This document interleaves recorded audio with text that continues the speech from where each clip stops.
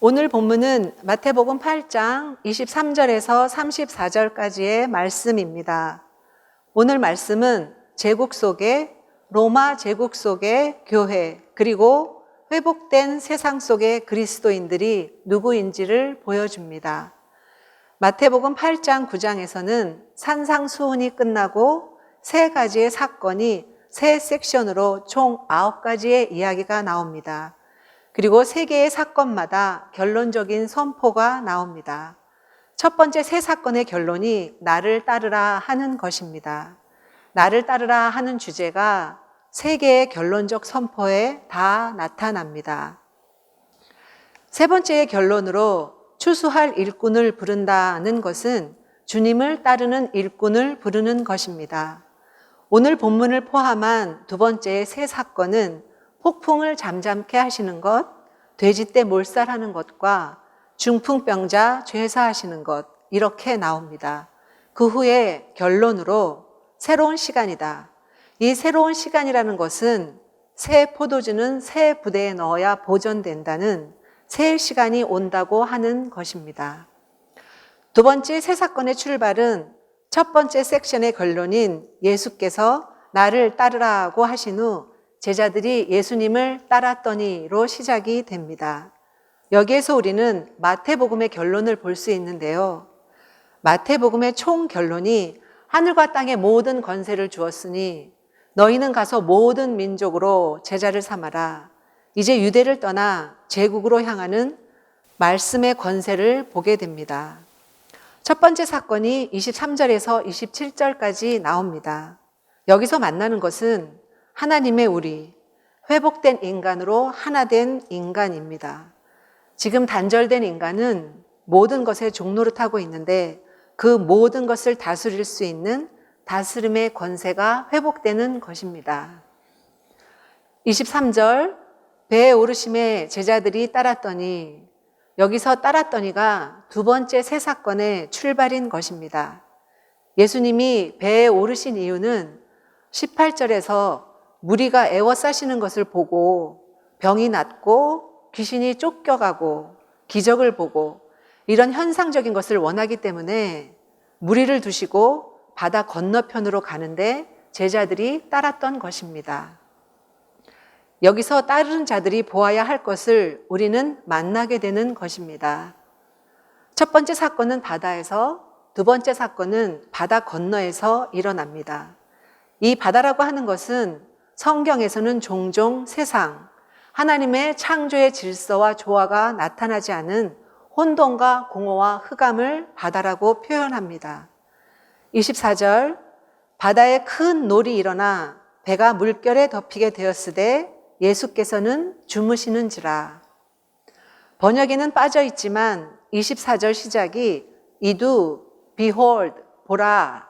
따르는 자들은 어떤 일들이 일어나는지 보라 하시는 겁니다.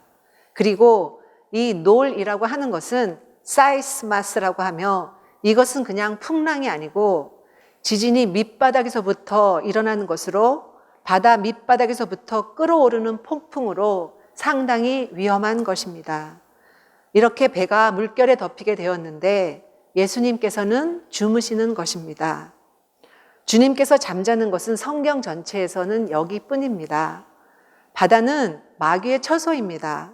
혼돈과 공허와 흑암의 자리입니다. 물은 형체가 없고 동그란 데 담으면 동그랗게 되고 네모난 데 담으면 네모나게 되는 형체가 없는 것입니다. 창세기 1장에서 창조하다, 바라라는 동사를 쓸 때 이 바라는 형체를 주다입니다. 형체를 줄 때 존재의 목적이 생기는 것입니다. 그냥 나무 덩어리가 있을 때는 존재의 목적이 없지만 그 나무를 잘라서 기둥을 만들고 석가래를 만들고 형체를 주면 나무의 존재의 목적이 생기는 것이죠. 건물을 이루기 위한 존재의 목적이 생기는 것입니다. 그런데 물은 형체가 없기 때문에 물은 항상 혼돈, 공허, 흑암의 본거지, 하나님의 창조의 질서와 조화가 나타나지 않은 곳. 그래서 요한계시록 13장 1절에서도 짐승이 바다에서 나옵니다. 뿔이 10개고 머리가 7이고 뿔에는 10 왕관이 있고 머리들에는 신성 모독하는 이름들이 있더라. 마귀의 짐승이 나온 것입니다. 구약에서도 리워야달이라는 것이 용, 뱀, 악어, 고래로 번역되었지만 다 바다 괴물을 얘기하는 것입니다. 괴물은 바다에 있습니다. 바다에서는 아무도 잘 수가 없는데요. 예수님은 그 바다에서 주무시는 것입니다. 그 혼돈과 공허와 흑암에 그 두려움에 빠져 있는데 예수님은 여기서 주무시는 거죠.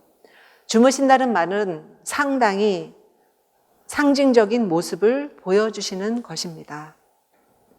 25절, 그 제자들이 나와 깨우며 이르되 주여 구원하소서 우리가 죽겠나이다. 풍랑에 우리가 죽겠습니다 라는 상황적 의미도 있겠지만 마태가 이 글을 적고 있을 때에는 훨씬 더 성경적, 역사적 의미가 들어 있습니다. 다윗과 히스기야와 요시야 이후에 진정한 하나님의 역사는 오랫동안 나타나지 않았고 말라기 선지자가 너희하고 나는 끝이다. 너희는 한 하나님이 지으신 한 형제 자매인데 이렇게 단절되어서 자기 것만 챙기고 있으니 이젠 더 이상 너희와 나는 상관이 없다. 이렇게 해서 침묵기가 430년 동안 계속되었던 것입니다.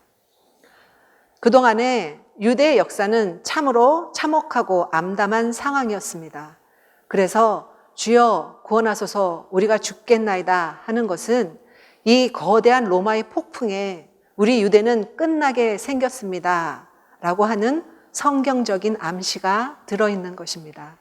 유대 민족, 유대 종교는 이제 끝나기 직전인데 그것이 로마 제국이라는 거대한 폭풍 속에 들어가 있는데 이제 그 바다에서의 폭풍과 또 바다 건너에서는 과연 어떤 일들이 이루어지는가 하는 것을 보겠습니다. 26절, 예수께서 이르시되 어찌하여 무서워하느냐 믿음이 작은 자들아 하시고 곧 일어나사 바람과 바다를 꾸짖으시니 아주 잔잔하게 되거늘. 예수님이 어찌하여 무서워하느냐라고 하신 것은 단순히 왜 폭풍을 무서워해 하는 것이 아니고 그것뿐만 아니라 하나님을 믿는데 어찌 fear가 있을 수 있느냐. 아무리 로마 제국이라 할지라도 하나님이 창조하시고 섭리하신 한 부분에 불과한 것인데 하나님을 믿는 자들이 어찌 두려워할 수 있느냐라고 하신 것입니다.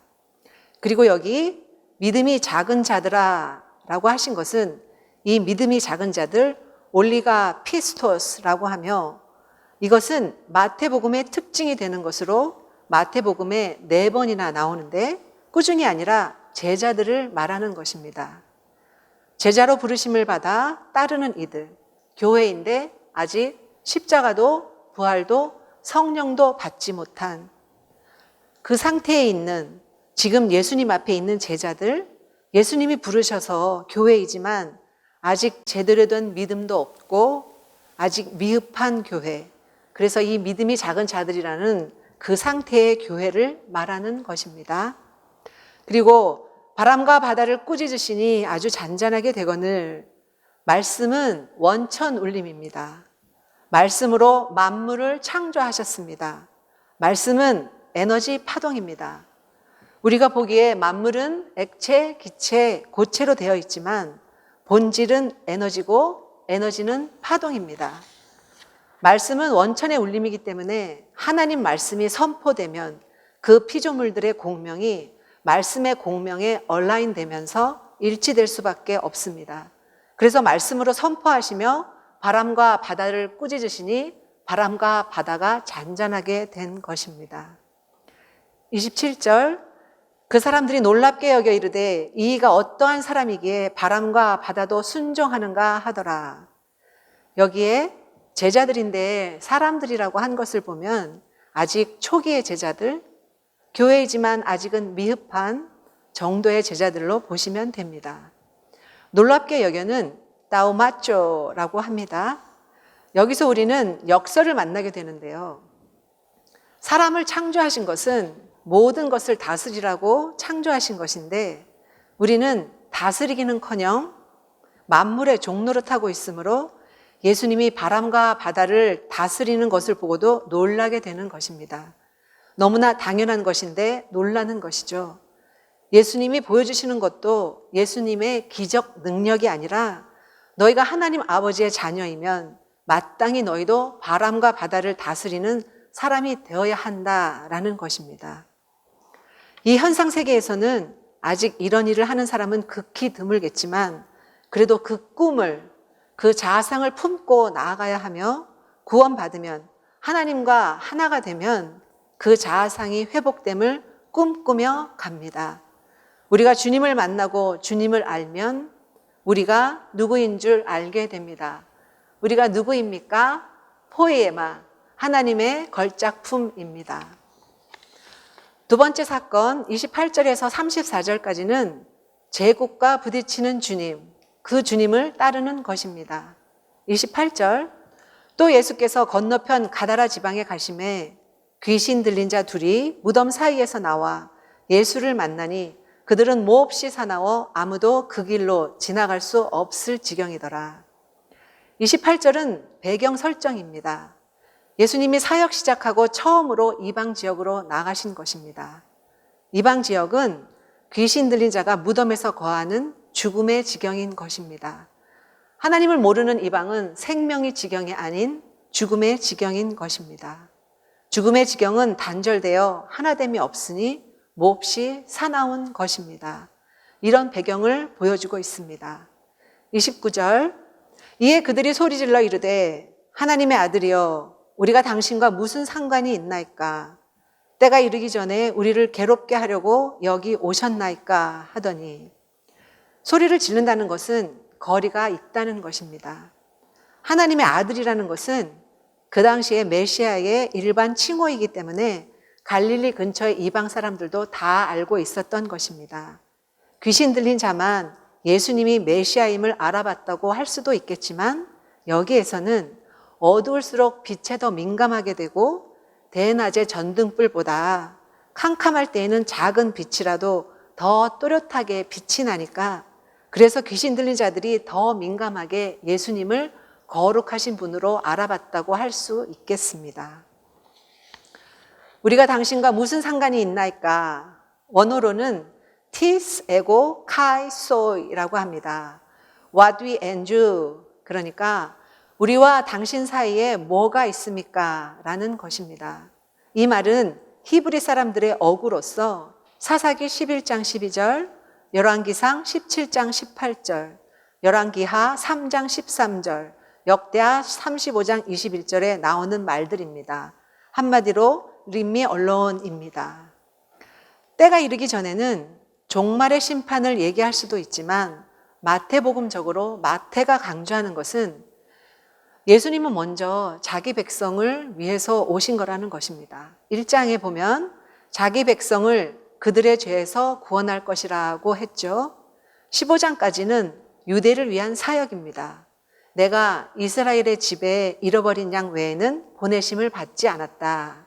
자녀의 떡을 개에게 줄 수 없다라고 하셨는데 16장부터는 단지 이스라엘뿐 아니라 온 세계, 온 인류를 위한 메시아라고 이 보편화가 16장에 나타납니다.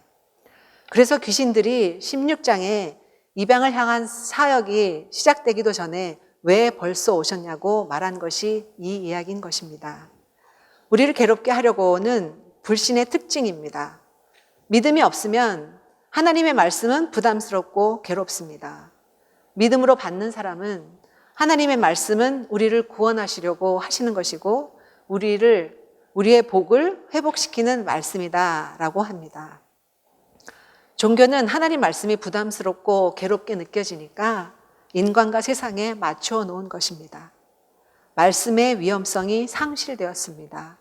말씀을 만나면 깨어져야 하는데 에고만 단단하게 되고 말았습니다. 30절, 마침 멀리서 많은 돼지떼가 먹고 있는지라. 멀리서라는 것은 자신들의 재산을 보호하기 위해 귀신 들린 자들로부터 격리해서 거리를 두고 있는 것입니다. 가다라 지방은 베레아 지역으로 그것은 주산업이 돼지 기르는 것입니다. 돼지는 사막 기후에서는 키울 수 없고 축사도 해줘야 하고 인간이 먹는 것을 먹기 때문에 사람의 식량도 부족하게 되고 물도 있어야 해서 사막 기후에는 맞지가 않습니다. 그래서 이스라엘 사람들은 다 돼지고기를 먹을 수가 없고 특권층만 먹게 된 것입니다. 돼지를 길러서 부자들에게만 공급하는 그런 산업이었던 것입니다. 그 산업과 귀신 들린 자와 예수님의 삼각관계가 형성된 것입니다. 31절, 귀신들이 예수께 간구하여 이르되 만일 우리를 쫓아내시려면 돼지떼에 들여보내 주소서 하니, 귀신들이 돼지떼로 들여보내달라고 한 것은 귀신은 사람으로 성육되면 안 되기 때문입니다. 하나님의 아들인 것을 알아보는 순간에 사람 속에 계속 들어가 있을 수는 없다는 것을 알게 된 것입니다. 그래서 돼지떼에 들여보내달라고 한 것이고, 여기서 돼지는 단순히 동물이 아니라 이 귀신이 돈과 영업으로 성육된 것입니다. 다시 말하면 예수님 당시의 팍스 로마나의 부와 번영은 하나님의 눈에는 귀신의 성육인 것입니다. 지금도 경제적으로는 엄청 번영한 시대에 살고 있지만 다들 제정신이 아니게 살아가고 있으며, 성경적으로 보면 이 세상에 번쩍거리는 문화는 전부 귀신의 성육인 것입니다. 그 속에 삶의 본질이 들어있는 것은 1, 2%도 되지 않습니다. 32절, 그들에게 가라 하시니 귀신들이 나와서 돼지들에게로 들어가는지라. 온 때가 비탈로 내리다라 바다에 들어가서 물에서 몰사하거늘. 가라 흡하고 go away 하시니 돼지들에게로 들어가는지라. 돼지들에게로 들어갔다는 것은 돼지라는 동물보다는 그 산업의 욕망화를 볼 수 있습니다. 지금은 귀신이 다 돈에 들어가 있습니다. 교육도, AI도, 심지어 외모까지도 다 돈을 더 가지려고 하는 것입니다. 돈은 필요한 것이지만 돈을 숭배하게 되면 하나님 숭배는 있을 수가 없습니다. 온 때가 바다에 들어가 물에서 몰사하거늘. 물은 혼돈과 공허와 흑암이라고 했습니다. 그 어둠의 무적행으로 그 귀신이 멸망하게 되는 것입니다. 33절, 치전자들이 달아나 시내에 들어가 이 모든 일과 귀신 들린 자의 일을 고하니. 치던 자들은 현장을 본 증인들이죠. 예수님이 오셔서 어떠한 일들이 일어났는지를 다 말한 것이죠. 34절, 온 시내가 예수를 만나려고 나가서 보고 그 지방에서 떠나시기를 간구하더라. 좀 이상한 결론이 나왔습니다. 이방과 예수님이 처음 만났고 세상이 예수님을 확인했습니다. 그렇지만 결론은 예수님은 도움이 안 된다. 그래서 떠나라고 하는 것입니다. 귀신이 쫓겨가고 안전하게 되었는데도 기쁨도 고마움도 없었고, 또 돼지떼 몰살로 엄청난 손실이 났음에도 불구하고 분노도 없습니다. 그러니 여기서 포인트는 현상적 반응이 아니고 강조되는 것은 이방, 이 귀신 들린 제국, 인간의 제국과 예수님의 부딪힘이 강조되는 것입니다. 현상의 사람은 결코 예수님을 믿을 수 없습니다. 만약 황제가 왔다면 신상 세우고 황제 이름으로 도시 이름도 바꾸었을 것입니다. 그런데 예수님을 보고는 떠나기를 간구했습니다. 우리는 십자가의 주님은 그냥 좀 거기 계시고 나 필요한 것만 도와달라고 하는 그런 주님이길 바라는 것입니다. 세상과 예수님이 만났을 때는 반드시 배척을 받게 되는데 말입니다. 그래서 팔복의 결론이 나로 말미암아 박해를 받는 자는 복이 있나니 기뻐하고 즐거워하라. 하늘의 상이 크다 하셨고 모든 선지자들이 다 박해를 받은 것입니다. 그런데 종교는 박해는커녕 세상의 사랑을 받고 있습니다. 그런 종교를 믿으면서 예수를 믿는다고 하는 것입니다. 그것이 종교입니다. 나눔 가이드, 우리는 계속 세상 속에서 종노릇하며 살 것인지 아니면 하나님이 주신 다스림의 권세가 회복되어 누리며 살 것인지 나누어 보겠습니다. 기도하심으로 오늘의 예배를 마치겠습니다. 하나님, 이제는 저희가 세상 속에서 종노릇하는 종교 생활에서 벗어나 하나님의 자녀로서 합당한 그 권세를 누리며 살게 하옵소서. 예수님 이름으로 기도드립니다. 아멘.